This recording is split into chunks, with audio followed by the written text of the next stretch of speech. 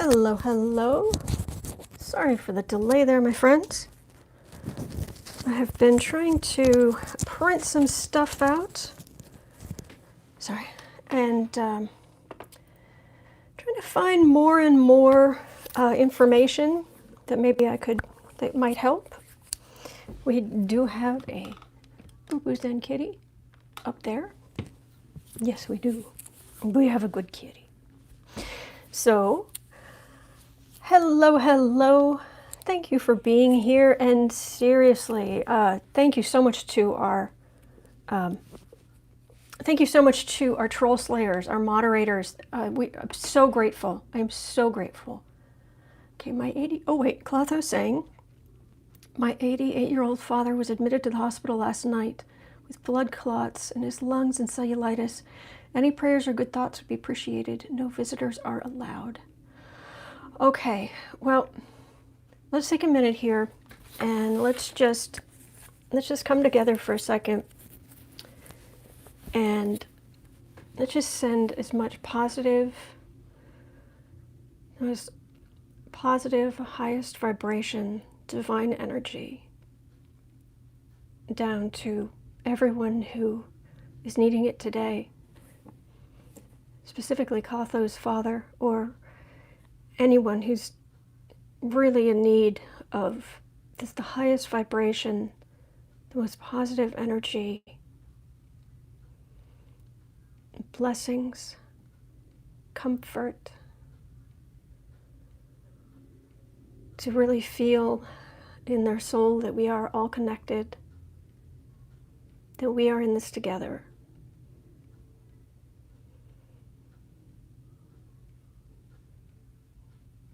That no one is really alone.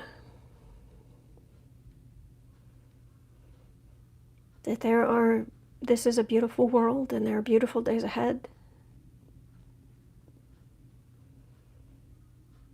And when everyone, and it is all of our times, those who love us greet us on the other side. Our guides are with us. So the highest vibration of divine energy just pouring down into the world, all the world, for the good of all. Okay.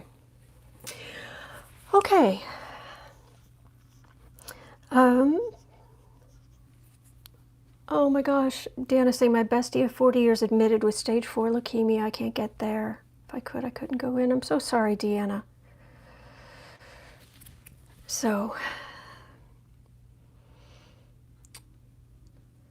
all right, we'll just prayers do help. With Jesus we say amen. Absolutely, prayers really do help. They make a difference. So that positive energy always makes a difference for the good. Okay. Yes, and kitty energy. Okay.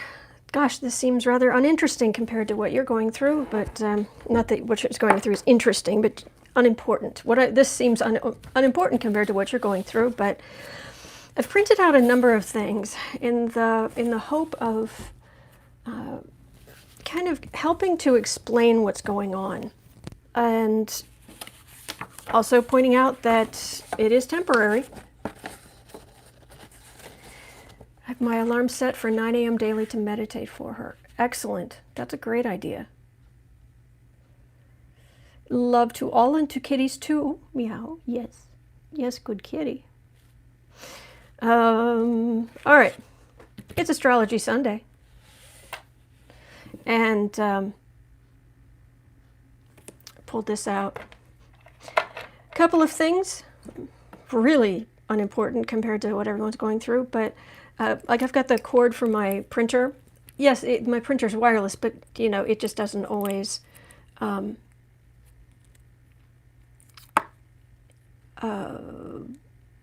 sorry, I just got distracted. Deanna's saying, Autumn, please read on from Desivir AS, a drug to treat. Okay, I'll pull out some cards, but I was actually going to go over the astrology of what's going on here, but Anyway, unimportantly, what I was saying was that I have all these different cords and things and what have you. And what I use to corral the cords is I bought these purse hangers. And that's like I wrap up the cord and just hang it on there on the shelf by the printer. And I use the one that's a 4-leaf clover for luck, specifically on the cord for the printer, because trying to get printers to work, you need all the luck in the world. So, trying to make a silly joke. But it's true. That's literally why it's there. The other ones I use are, just pretty, what have you. But anyway, let me see if I can reach my cards here, and I'll see about that, because I told you guys yesterday about the, oh, hang on, getting the cards. I told you guys yesterday about the antibody that they are working on at Utrecht University in the Netherlands. So there's good stuff coming. When is it going to peak? When is it going to pass? Hello, sweetheart. Okay, let me just look at this, and as far as when things are going to peak and pass. Hello, sweetheart. How are you? How are you, good boy? Oh, kitty approved. Kitty approved. Oh, you are very precious. Do you know that? Do you know you're very precious? There we go. All right.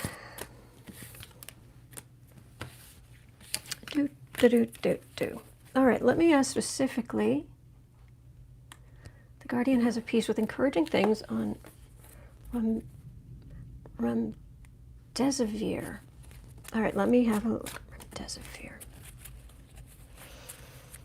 Remdesivir AS.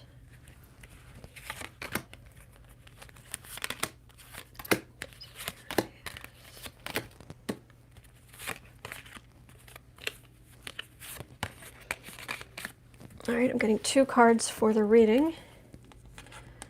Both high major arcana, got Temperance and the High Priestess. So this is higher wisdom, and so that's a positive sign. And it may just be now. Let's see what the other cards say, because what that says is that a lot of very good people, very smart people are working on it. Okay. You'll notice this is at the beginning, not the end.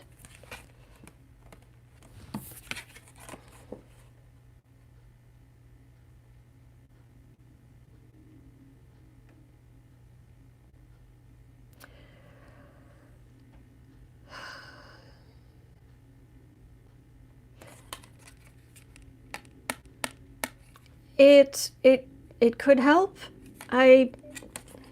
What this is telling me is actually about the situation in general, and that there are people who have died from this, and which is very worrying. There are a lot of, it's not like everybody has to be trained as a doctor. No, it's not like we don't have any doctors and then they all have to be trained from scratch. We have a lot of supplies. We have a lot of medical personnel. So that's good. This is the government. This is the establishment. It's the medical establishment, but it's also the government or governments. And this is actively putting more money toward doing what needs to be done.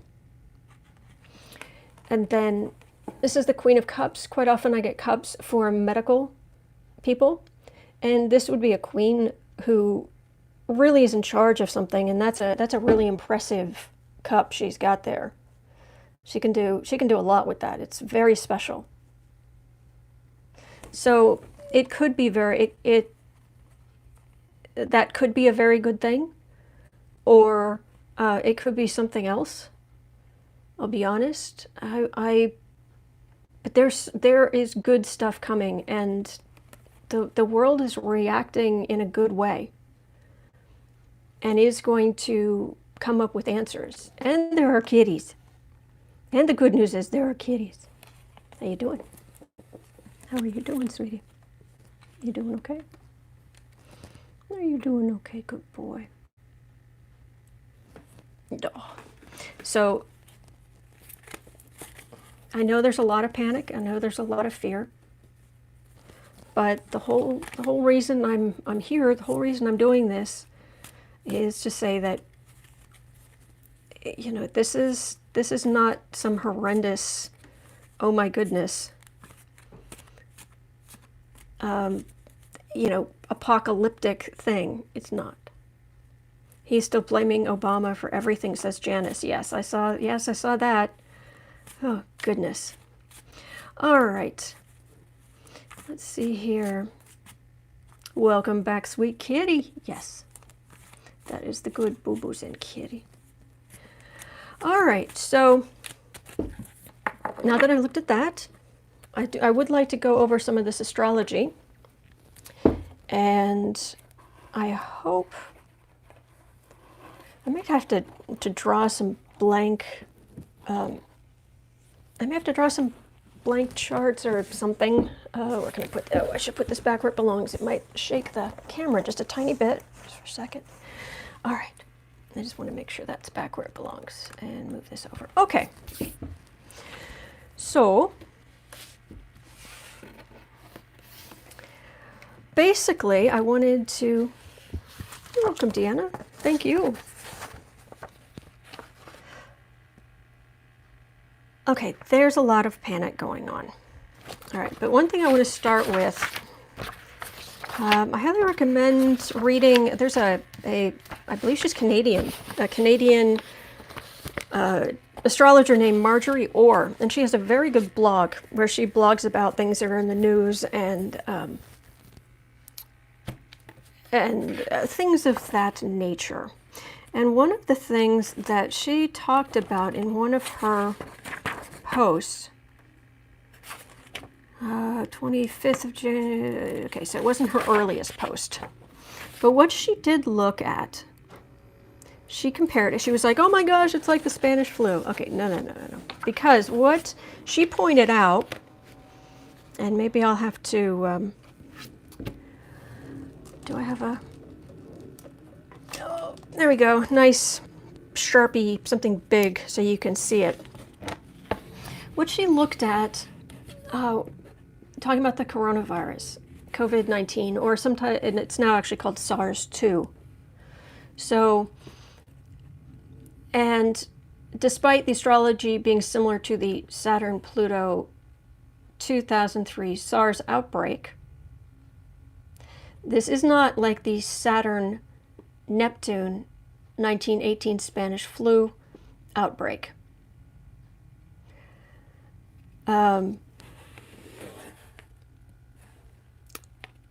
So we're not dealing with the same kind of energy as the Spanish flu. Okay, let me see.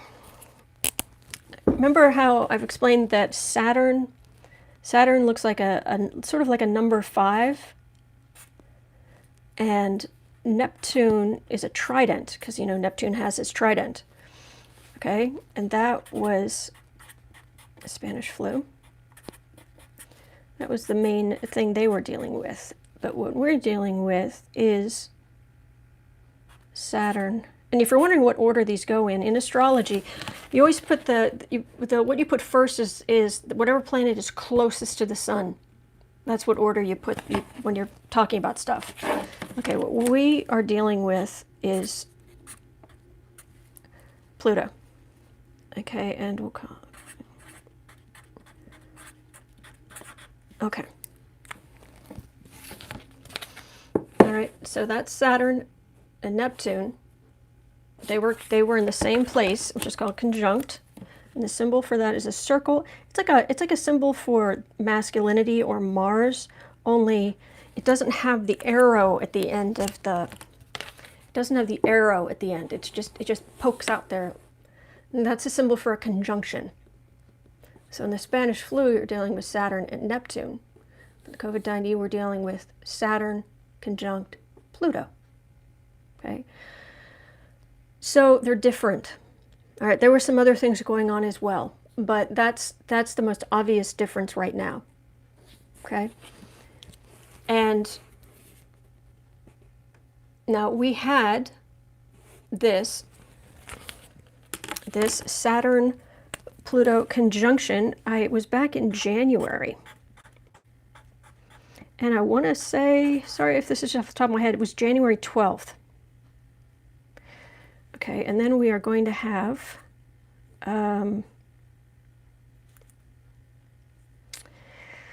how do I do this? Let's do it this way. Jupiter looks like a 4. I've ignored that little extra bit on top. On April 4th, for, all right, ignore that little bit on the top. That thing looks like a 4, that's Jupiter. And then conjunct Pluto. It's the same, in the same place as Pluto on April 4th, okay? So April 4, and then it's Jupiter, which just looks like a 4. Okay?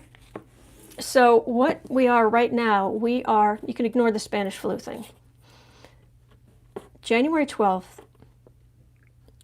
Pluto was sitting out there minding its own business, like it does. Just plowing its way through Capricorn, all right? Saturn came along, and what Saturn does is it makes things take form. It's also the planet of limits, time, anything that, you know, it's like there's an amorphous thing until you start, you get a clock, and then suddenly you have time in a very specific thing, and it can be measured and dealt with and made real. And it might be because I have Saturn on my ascendant. I love clocks. I've got clocks all over the place. Matter of fact, if I don't have clocks around me, I start feeling like I'm kind of floating. If I spend too much time at home without knowing what time it is, and I don't like that feeling. So that's, Saturn is another name for Saturn in mythology is Kronos, which is the god of time. Okay? So I don't see anything, I don't see anything about what I'm talking about, so I hope I'm not boring you guys, or I hope this is making sense. Thank you, Lucienne. I still love your name, by the way. So Saturn brings things into form. Okay. It is, you can think of it that Saturn here, this is now my little Saturn guy. You can think of Saturn and it is the opposite of Neptune. Back during the Spanish flu, you had Saturn and Neptune. So what Neptune does, God of the, well, you know, obviously God of the oceans with his trident, his trusty trident, but it's dissolves, just like the ocean, the water will dissolve things. You leave your dishes on to soak overnight because the water dissolves. And it's also Neptune is also, it rules fiction, movies.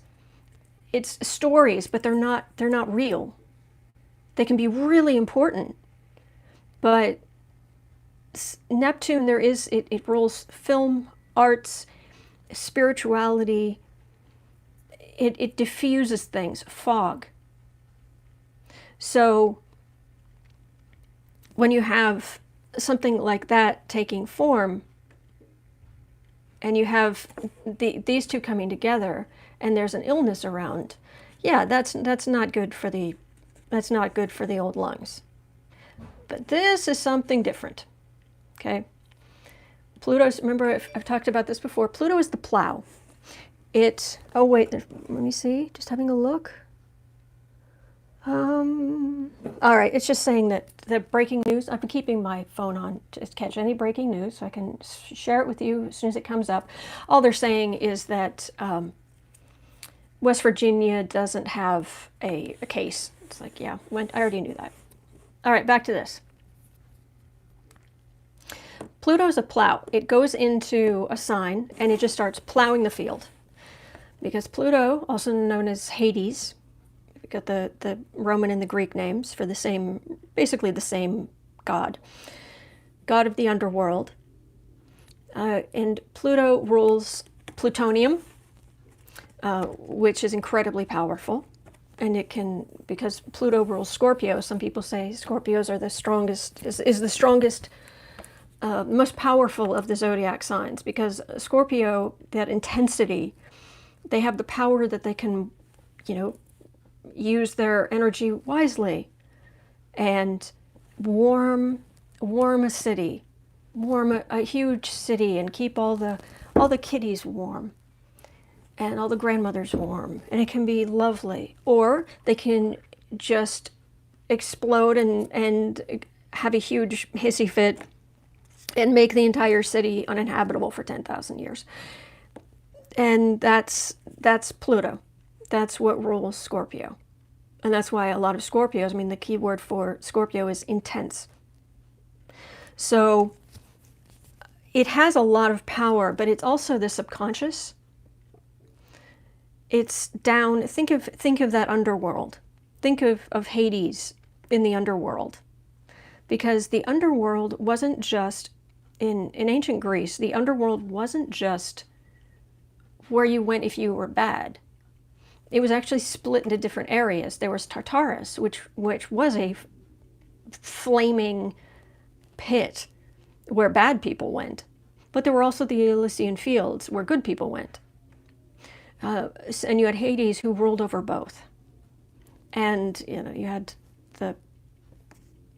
you'd have to cross the river Styx, the river of forgetfulness, and on and on and on. But Hades is down there, and he's looking at, it's dark, it's a little amorphous, there's a lot of power there, there's gold there. Pluto will often rule gold, much to Capricorn's dismay, because Capricorn's all about wealth. So Pluto is also things in the dark, the subconscious, the kind of fears we have in the backs of our minds. So I hope that helps make sense about Pluto. All right. So on January 12th, Saturn came along, and which makes form. It created form out of this Pluto energy. Okay? And in a sense, it almost like kind of pulled that energy up to the surface to bring it into form. Okay? And so this is how it kind of took form, this situation we're dealing with now. Now, what's happening is Saturn is moving on, because it moves, Pluto takes 248 years to go around the zodiac. I mean, it's slow. Saturn and Jupiter are obviously faster. So on January 12th, that's what we're dealing with. And to the best of my research, the first,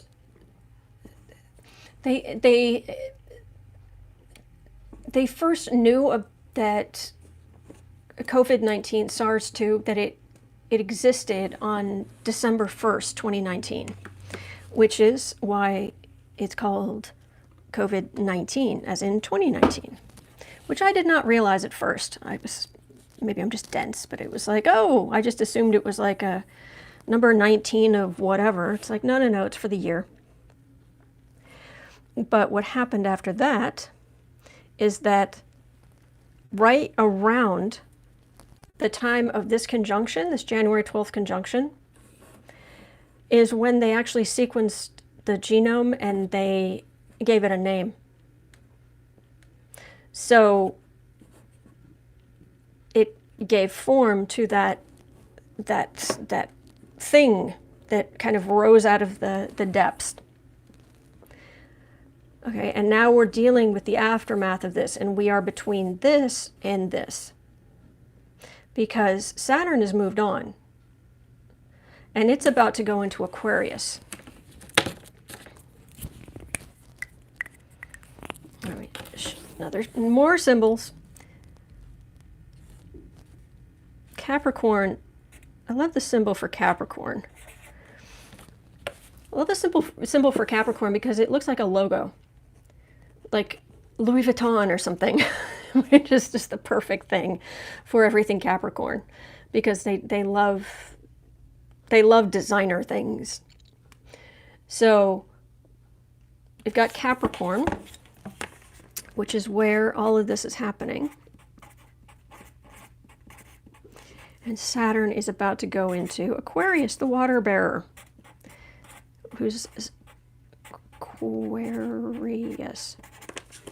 All right, it's about to go into Aquarius, the water bearer, which looks like water, like rippling water. Because Aquarius, it's the water bearer, and it's not like Cancer, the big mom of the zodiac that wants to feed you all the time. Aquarius has to do with humanitarianism, and it will carry water, and it will give an equal amount of water to everybody. And it's that helping everyone equally. That humanitarian, that's where you get the humanitarian kind of stuff. Well, Saturn is about to move into Aquarius. So it's going to make form out of this Aquarian energy, this humanitarian, this give some to everybody, organize it. I have Saturn on my ascendant, and you know how much I organize everything. I mean, somebody was asking me about my nails, and it's like, you know, I keep them in these very organized, you know, these are the stickers and the files, and then these are the some of the nails themselves, and it's all they're labeled. That's very much Saturn. All right, so it's organizing all of this, and it's organizing it for the good of the humanitarian equal bit for everybody. Okay? Stephen's suggesting to make viruses somewhat less terrifying, could we name them Joe, Sam, and Tom? I agree with that, Stephen. And could we give hurricanes scarier names so that people take them more seriously? So, anyway, so you mean they're fake? Oh, I hate to burst your bubble. Anyway, yes, Boo Boo Kitty is snoozing. Good kitty. Good kitty. Good boy. You are the good boy. Yes, you are. Okay. So this whole humanitarian Aquarian energy is about to get a whole lot of organization. He ought to be organizer now, like my girlfriend Pam does. Some great minds think alike. All right.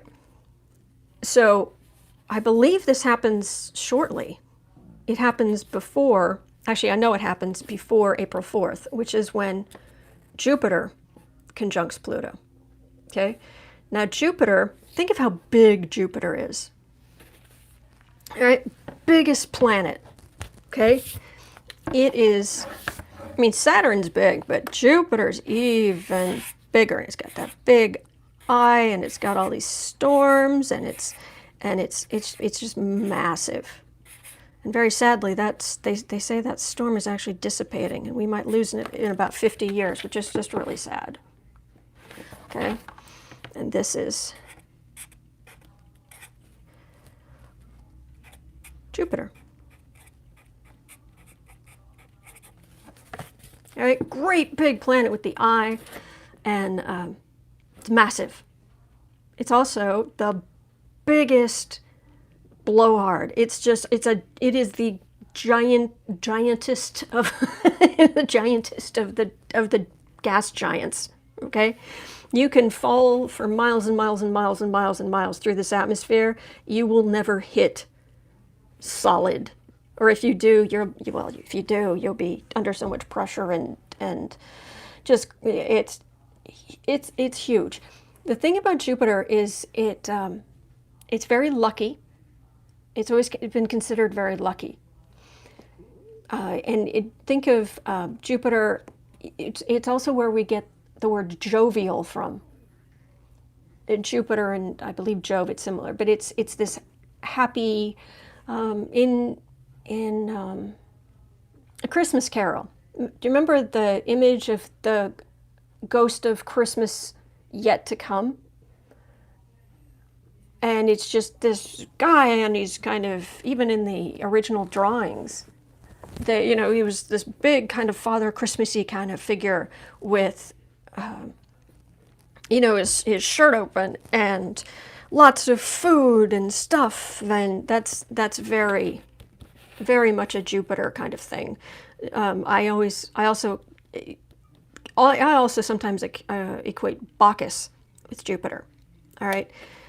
So when Jupiter hits something in your chart, what it does, it can bring some luck, but what it really does is it expands. And it's just, here you go, here's a lot, here's some luck, but sometimes it can promise a little more than it delivers, but it's big and it spreads things. So it's kind of, in this situation, it's kind of a mixed bag, because it does bring luck, but it's also expands everything out. So it's kind of a double whammy when you think about the situation, because you have Pluto, which had all this stuff in the depths, in the subconscious, in the dark, in this power that was hidden away. And Saturn drew it up to the surface and was like, here's a thing. And then Jupiter comes along and says, ha-ha, here's the thing, let's make it bigger. Okay, but that can also be diffusing it, not completely, like, because Neptune would, after you get this, yeah. If it was Neptune, Pluto, well, that would be a whole different thing. But it will, at least when it makes everything bigger, it's, kind of like we finally get all the testing in, so we know what the actual numbers are. Does that make sense? And this is going to happen in Capricorn. This Jupiter conjunct Pluto in Capricorn is going to happen April 4th. At the same moment, Saturn and Mars is force, we're going to act, are both entering Aquarius. Okay, the humanitarian sign. So this will expand this, but our force and our organization will move toward humanitarian efforts. Gosh, I hope. Yes, Jupiter, the Roman variety of Jove, by Jove. Yes, Mark, agreed. Okay, so we're talking about ice cream now, which sounds like a lot more fun than this. Okay. All right, so that's kind of where we are, because we're between these two dates, the January 12th and the April 4th. Okay? This is not the Spanish flu. And because I've had people come in and say, oh my gosh, millions upon millions upon millions are going to die. No. We have so much more knowledge, so much more going for us. So I just wanted to make sure you guys understood that. Let's see here, Spanish. Yeah, this is it's hard to see because it's even a little fuzzy even in the printout. But Marjorie Orr actually pulled up a chart of the Spanish flu. And down, it's hard to see, but down here you have that trident like this, and you have that thing that looks sort of like a twisted up 5, which is Saturn. And they were together in Cancer. And I don't know what exact date she's using here, so I don't know if it was really in the 2nd house, but this was happening in Cancer. Okay? And where's... No, I take that back. Sorry? It's hard to read the things. That's in Leo. Pluto had entered Cancer, which is kind of how we ended up with the whole World War I. But anyway, this is in Leo. But the point is that that was this. That is not what we're dealing with here. Okay. So, what Marjorie Orr was saying here, several things make 2020 stand out as a more than usually difficult year. One is the Saturn-Pluto conjunction in Capricorn. Okay, we just talked about that, which points to hardship, deprivation, or financial restrictions. It can do that too. Because remember, Saturn, Pluto has to do with power, but Saturn is restrictions, limits, makes things form. It can also be a very much in your face reality. It's very much all about reality. Hello, Beryl.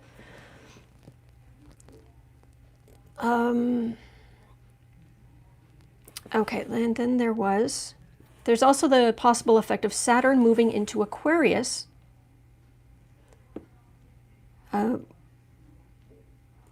But the one of the problems with that is that Saturn's going to come up to square Uranus over in Taurus. And that can do some not very nice things to the markets. Saturn-Pluto followed by Jupiter conjunction, which is similar to the conjunction of the 3 in Pisces, which led to it actually led to a financial crisis. Not collapse, crisis. All right, so there are also some eclipse things coming up as well. Just want to make sure.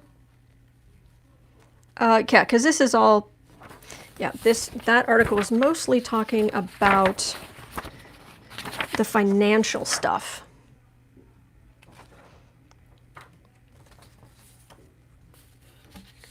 Okay, oops, hang on just a second. And then she compared she was looking actually at the countries can have charts as well. And she was looking at the chart of China and, but when the similar SARS epidemic occurred in 2003, there was a Saturn opposite Pluto and a wide Saturn trine Neptune. Trines tend to be, they're 120 degrees apart, and they tend to be more possible. Traditionally, major epidemics were connected to Saturn-Neptune conjunctions. Okay? Now, keep in mind, we didn't start the fire here, but there is a Saturn-Neptune conjunction coming up in 2026 in Aries. So there's no guarantee that that's what's going to happen, but, you know, things are going to be interesting for the number of years now, okay? And, okay, and it could very much be like SARS and peter out eventually. All right, so like I said, I wanted to point, and then she goes into some interesting things about Saturn-Neptune. The plague that devastated Europe and Asia during the 1340s was marked by the Saturn-Neptune conjunction and the Uranus-Pluto conjunction at the same time. These are very rare. These are outer planets, and they don't move. As Saturn and Aquarius, does that make more humanitarian expansion, Joanne? Joanne is asking. It's more, it organizes it and brings it to physical form. Yeah, the economy is going to take a hit actually for a while, even as this, between Trump and the mess he's causing and all the corruption that will be exposed and dealt with, and some of these other things, we're in for an interesting few years. But these outer planets move so slowly. I mean, Saturn takes 29 years to go all the way around the 360 degrees around us, which is the zodiac. For those who, and I know this is probably, some of you are going to be like, really, you're going to explain this? But really, I'm going to explain this. We have the Earth. Okay, we're going to pretend the symbol for the Earth is actually a circle with a big cross. That's actually the astrological symbol for the Earth. I don't know what they're doing in astronomy, but that's a symbol for the Earth. Now, when you, let me do it this way.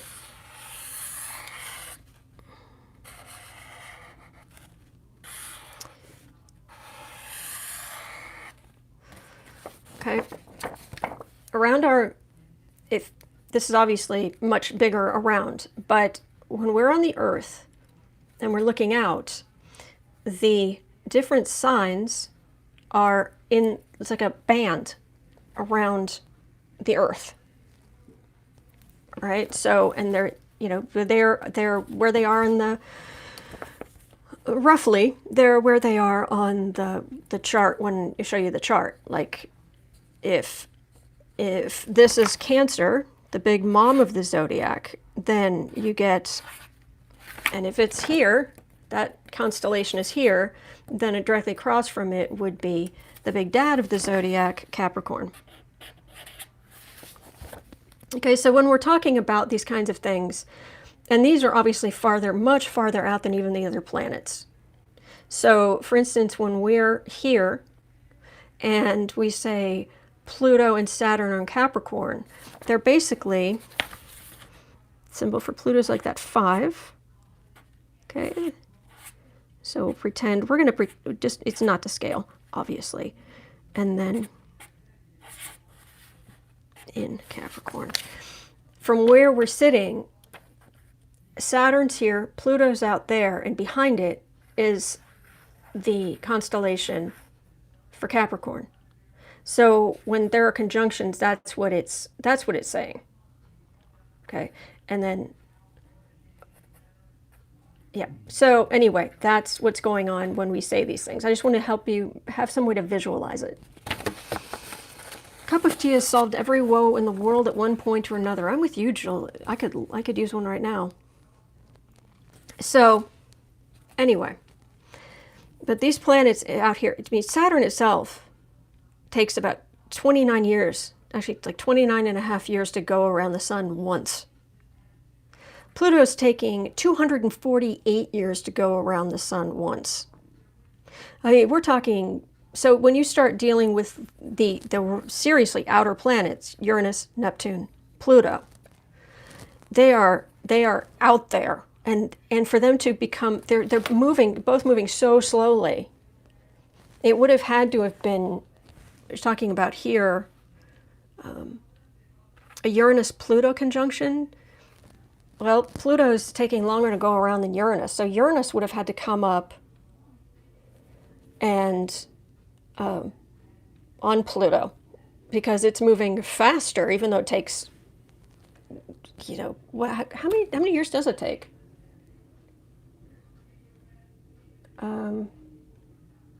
Is it 80 something? Anyway, I can't remember off the top of my head. No one ever has yes, Joanne, no one ever has a Pluto return. As a matter of fact, our country, the United States, is having its Pluto return. And yeah, we've been here since 1776. So yeah, it takes a long time. So to have a Uranus-Pluto conjunction, oh my gosh, you're not going to have many of those. You really aren't. Okay? And when you had this plague that was dealing with these conjunctions, it was also dealing with this extremely rare. And right now, this is not happening. This isn't happening. And Uranus is moving faster than Pluto anyway. So even right now where they're talking about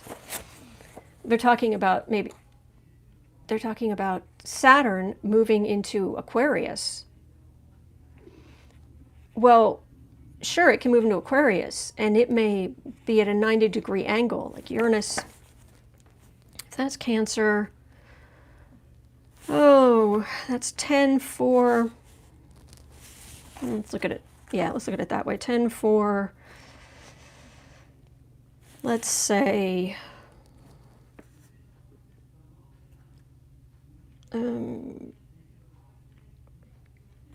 No, that doesn't work right. All right, let's do it this way. I'm just going to put Taurus over here, which is it's a circle with a U over top of it. Taurus, the bull. And its symbol looks like a little round head with horns. Okay, that's the I'm going to say the constellation is here. Okay, and Uranus. And those of you who don't remember, the way to remember the symbol for Uranus is that Uranus, it was discovered, because you can't see it with the naked eye, it was discovered by a man named Herschel. And in a sense, that H in his name was incorporated into the symbol for Uranus.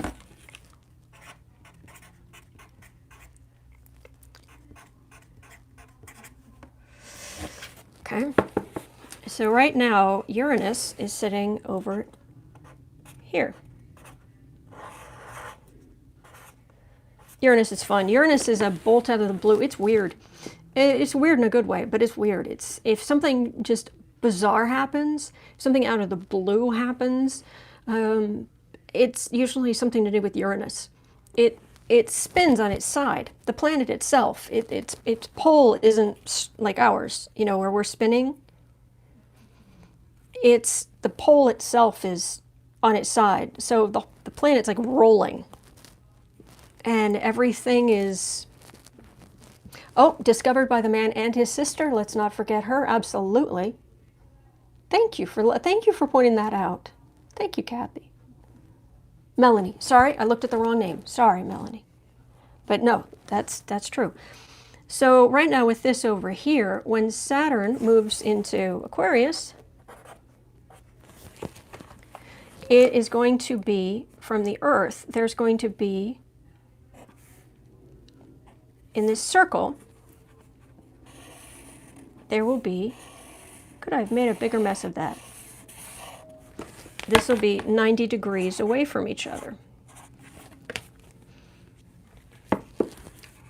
What a disaster of my drawing skills. So when Saturn moves to Aquarius, it will be 90 degrees away from Uranus over here. Okay? And a 90-degree angle tends to be kind of an overload. Some people say it's all negative. I don't know that it's always negative. I think it's just a whole lot of power, and it can make you clumsy, and you have to get used to it. And it can cause problems, but it can also just be, you know, for somebody who has nothing but trines, which is trine is like being on an inner tube on one of those streams that's just barely gently moving along. It's when planets are 120 degrees away from each other. A square is 90 degrees. Okay. If you have nothing but trines, though, if you've had a whole lot of planets here and over here, so that it's just like one giant triangle, everything 120 degrees away from each other, you can end up being really lazy, because it's just all so gentle. It's lovely, it's comforting, it's warm, but serious snooze fest. And so occasionally when you get something that's at a 90-degree angle, it's like, oh, we need to wake up and do something. So it depends on the situation. Keith is saying, Autumn, at the tip of the Horn of Taurus lies the Crab Nebula with the first optical visible pulsar from the 1054 supernova seen by Chinese astronomers. Oh, Keith, thank you so much for being here. So, when they're talking here, I'll just finish this up. When they were talking here about this Uranus-Pluto conjunction,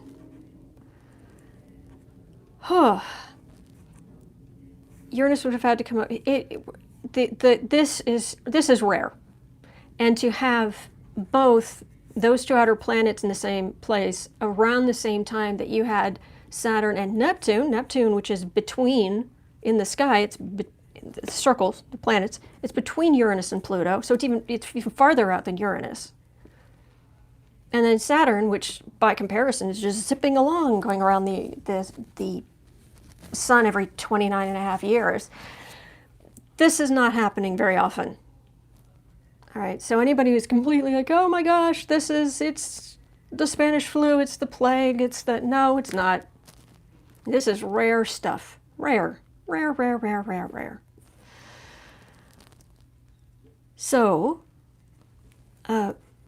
Pluto is not going to square Uranus for a long time. I mean, Saturn's moving along, it's going to come up to square Uranus, but Uranus is moving faster than Pluto. So it's going to move off before Pluto gets anywhere up here. So this is actually, it's going to move along. Slowly, but it's going to move along. So let me finish by,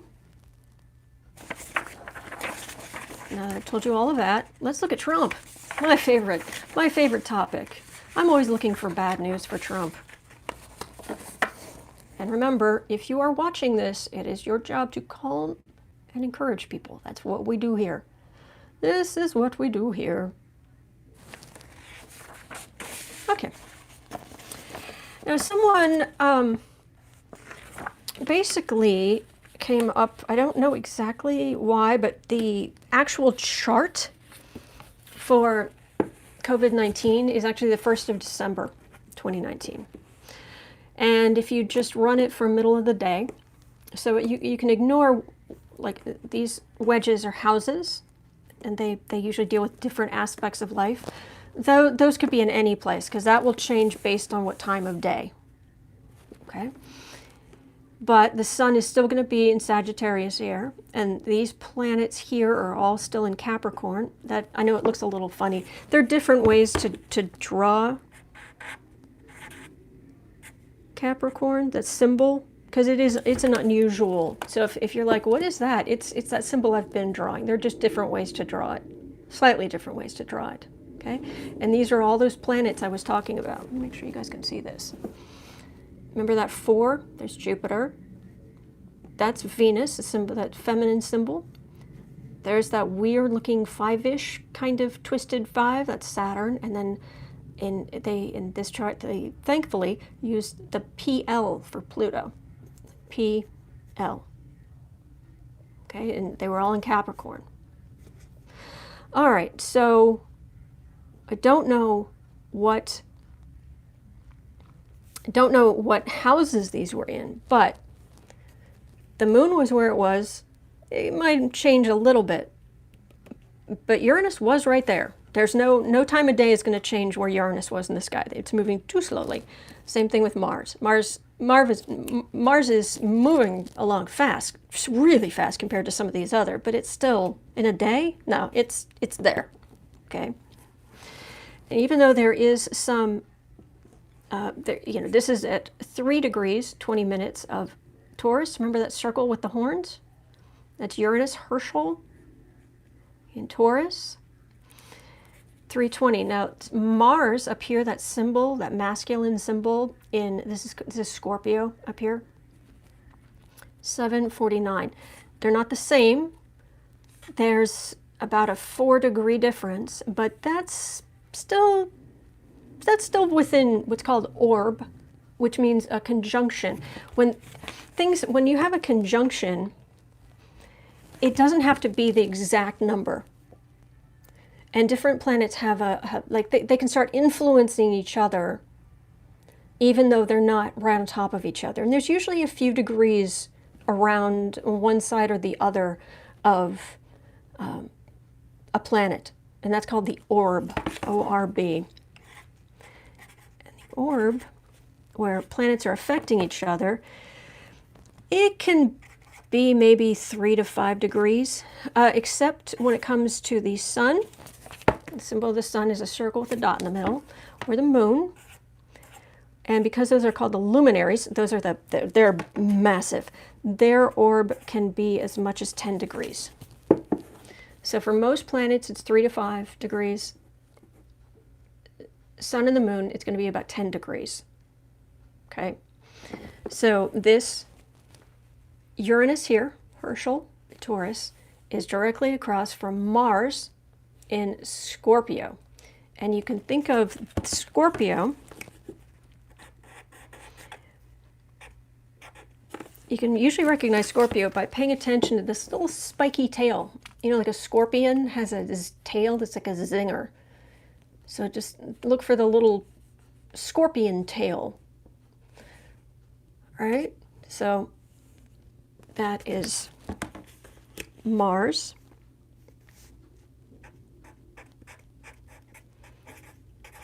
In Scorpio.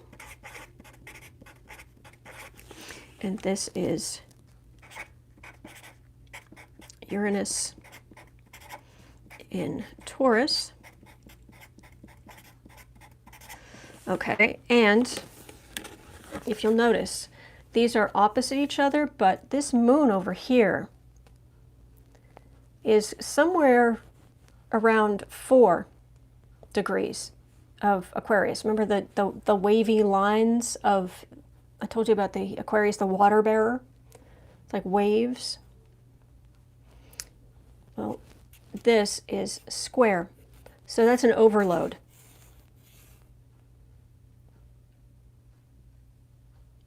And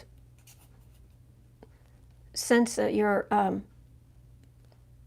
sun here is at 8 degrees of, this is Sagittarius, the Archer, and that is 90 degrees square with, remember the trident, Neptune? And this is in Pisces. You can ignore the signs for the moment, but this is going to be an overload of this. Your sun is your sense of self, and then Neptune, unless you become an artist or something, Neptune will dissolve things. If you have Neptune square, say, Mercury, the god of communication, quite often those people will be terrible liars. They just lie all the time because there's this overload between kind of fiction and dissolving and communication. So there are lots of blue lines as well. The trines and the sextiles, which are 60 degrees, which are like trines, only a little more energizing. Okay, but that's not fun. Uranus, Mars, Moon, and then this square here. Okay, so I would think it would take a little bit of time for us to figure out what it is and how to deal with it, because it gives it this kind of amorphousness where you can't quite, and maybe there isn't enough testing at first and everybody can't quite get their stuff together. So it can be kind of sneaky if it wants to be. That's one way to look at it. But it's going to, this is bolts out of the blue. Like what, wait, what? And this is, God of War. I mean, this is sharp movement. You do your thing. You pick up your spear and you go. So that would be kind of the way it acts, which is in Scorpio, which is very, very intense. Out of the blue, and just jangling emotions. Jangling emotions. Okay? So this is the energy it's spreading. And the last thing I will go over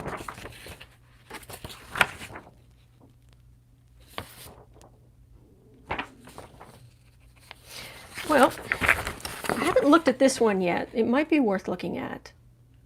at some point, because I don't think I'll go over it too much right now, but this is a comparison. The blue circle here, the circle with the blue symbols, that's Trump, and the red symbols out here are that what we just looked at. This is the chart for COVID-19, and it's interesting to see how they affect each other. But what I'm more interested in at the moment is this. It's a transit chart, because this is where we are, or rather, this is where we're going to be on April 4th. Remember I told you Jupiter's going to come up, and this is when, right here, if you can see, there's that 4 symbol, Jupiter, and there's Pluto, and this green, you notice the green line between them, if you can see that. It's like an extra thick green line. It's because it's in the same place. They're both in the same place. Jupiter and Pluto conjunct in Capricorn. And then Saturn, that twisted 5, it's moved on into Aquarius, and so has Mars, moved on into Aquarius. Okay, so these lines here, there's something about astro.com, which is where I got this chart. When they do transit, for some reason, they don't do the line. This is the original, this is Trump's chart, and this is how his planets interact with each other. And you'll notice, I see here, there to there. I love this. Notice Neptune, let me see, just point this out. Neptune is at 5 degrees 51 minutes, and Mercury is at 8 degrees 52 minutes in Trump's chart, and that's in Cancer, and that is in Libra. All right, and when you look at a chart like this, who's surprised? When you look at a chart like this, you can say, okay, this is at 5 degrees of Libra. Well, a square is 90 degrees away, so you can go, okay, 5 here, Libra. Make sure you guys can see this. Oops. Is that clear? Is that clearer? Hang on. Okay. Maybe down just a little bit. Okay. So if you see a chart like this, you can go 5, well, then 5 of Virgo, 5 of Leo, 5 of Cancer. So this would be 30 degrees, 3, 6, 9. 90 degrees, because each of these is 30. Okay? So Trump's Mercury is square his Neptune. And remember I mentioned what happens when in people who have square Mercury, god of communication, and Neptune, that dissolving and also fiction, and it's an overload. If they don't work at it, they are incredible liars. They lie all the time. And there it is. So that's what's in his chart. Anyway, but what we're looking at is over here. Okay, so let me write down, I'm going to look down here for a second. I'm going to write these numbers in right here, and then we will compare them to what's over here to see how close they are. Because Jupiter here is at 2446. Pluto is at 2453. Saturn is at 051, and Mars is at 254.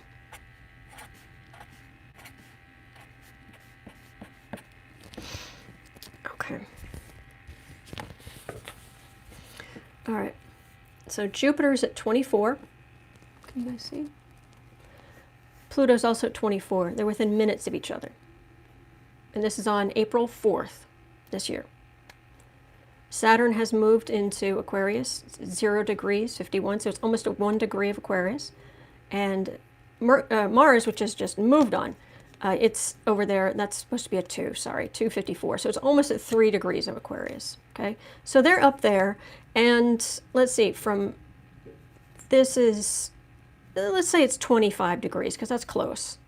Because there's 60 minutes in a degree, so this is almost 25.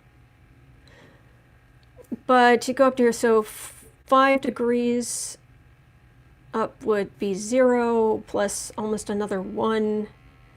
So that's 7. So they're not, remember I talked about the orb? They're not exact, but there's so much energy in this area that they're still influencing each other a little bit. So, but here, we look at 24 and 24. Okay, now, directly across from this line is this line. Okay, so 25 there is going to be 25 here. Oh, look, 25. Venus at 25. Saturn at 23. So they're very strongly 23 and 25. This conjunction is happening exactly. I mean, you can even look. It's kind of even hard to see, but those two blue lines are so close to each other. It's just crazy. And this opposition is happening exactly between those two blue lines, tiny, tiny blue lines. So there is, you can think of an opposition is like a seesaw. And so all of this energy is just going, like being on a waterbed. Yeah. So it's going to be up, down, up, down, up, and it is just going to take all of this, which is Saturn, which makes limits, and this Venus is what and how you love, and the fact that he has both in the same place kind of it partially explains why because he's taken the negative side of this, it is limiting how he loves, how much he loves anyone. But this conjunction is going to put, this on that great big crazy waterbeddy kind of, kind of craziness. 3, okay, so that's 24. So let's go this way. 30 degrees, 60, 90 degrees. Okay, so 90 degrees away is at 24, so it's kind of there. The closest thing is Jupiter at 17. That's 7 degrees. It's probably out of orb, but there might be a weak influence. This is Trump's luck, because it's his Jupiter, remember? And if it's squaring, this Pluto-Jupiter here is squaring this, there might be a background for Trump of some bad luck. So just because of that overload, because he doesn't have a lot of these things you can overcome just with emotional intelligence. And every chart has good and bad. It's just how you decide to use the energy. And we know he doesn't use his nicely or well or anything like that. So we are between these two times, these two major big time conjunctions. And even though with Saturn and Mars moving into Aquarius, I think that's going to amp up, organize and energize the humanitarian aspects of how we work together. And Jupiter, the other thing about Jupiter is, like, if you have, like I have Mercury in Sagittarius, right? Sagittarius is ruled by Jupiter, which is, so it's why people who have a lot of Sagittarius, they love to travel. You can think of, they want to go, they want to expand, they want to see what's over that next hill. They want to expand, big, go, that kind of thing. But if you have Mercury, communications, in Sagittarius, you will tend to blurt things out, but you will tend to blurt out what you see as the truth. I have Mercury in Sagittarius. Every once in a while, I just blurt something out, and it's like, oh my gosh, that was not a smart thing to say. But it's not a lie. It's never a lie. So that's coming up here, which, so it'll give, I think it'll give some clarity to the situation, expansion of well, so I think we'll know more and we'll be able to deal with more. All right. So for those of you who I have not completely lost, that is the astrology I wanted to talk about for the situation we are in. All right. The Teflon is wearing off the very lucky Fura. I hope so. Well, with Jupiter coming up to 24, almost 25 degrees over here, that means recently, when this was back at 17, it was square his lucky Jupiter. And I wonder, I'll have to go back and look when Jupiter was back at 17.5 degrees to see if there was something, if that's kind of when one of the ways things started kind of turning around in a bad way for him. So anyway. All right.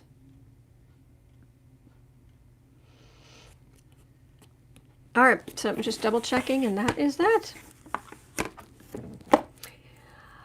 Okay. Left it on him. Thank you, Rob B. Nancy, thank you. Boo nap. Yes, just napping, kitty. Enjoy the class, teacher. Oh, enjoy it, I hope. Autumn, you're an earth angel. Should give us this pricey. I deeply appreciate you. Texicana, you are a blessing. And you guys, you are blessings on my life. Let's see. Okay. A great place to come with raw feelings. I feel so much better knowing there are caring people in this chat, says Julie. Great, great. Crazy Cat Lady Farley, I love your name. Thank you. Autumn information does bring fear under control. Good. Noelle, lots of green hearts. Good, good. Deanna's saying thank you so much, Autumn, for all your work. Awesome. Warm hugs. Thanks for calming our nerves. All right. Well, thank you guys. And I just wanted, the main reason I wanted to cover this was just to show you that we are between two important conjunctions, and we're going to deal with it. And this is not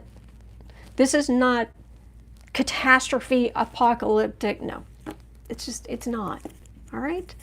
So, Kathy, what's the next subject? I don't know yet. This is only my second ever Astrology Sunday, and I'm basically just, so far, I've just been covering topics as important things as they come up in the news. All right. I hope you guys have a great day, and I will see you tomorrow for some readings. Thank you for being here. Thank you so much to our moderators. There's no way this could happen without you. You are priceless, so thank you. All right. Hang in there. And I'll see you tomorrow. Okay. All right. Take care. Bye-bye.